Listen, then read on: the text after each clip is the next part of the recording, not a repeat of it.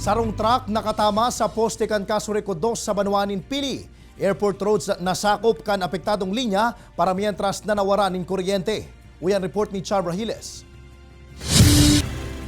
Makalihis masabitan kan truck na inian mga wires kan mga internet providers na nakagakod sa poste kan Casureco 2. Nagkausa ini sa pagkaputol nin poste asin pagkawarakan supply nin kuryente sa Airport Road sa Banuanin, Pili, Camarines Sur. Sigun kay Riner Bukay, tagapagtaram ka na sambit na kooperatiba, mabirik kuta na ang truck sa Pili Diversion Road, alagad nagbirik subuot ini sa may parte kan Airport Road na nagkausa kan insidente.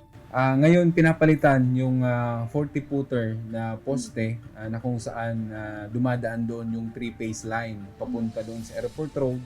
And pinaka-importante natin doon yung Naga Airport na kung saan doon nakakuha yung supply ng kuryente. Sigun kay Bukay, initulos man na pig-aksyonan kun sa ingunyan aldaw, pigribayan na nindaan na putol na poste. Patuloy yung trabaho natin doon sa lugar. Siguro baka hindi naabutin niya ng maghapon ngayon.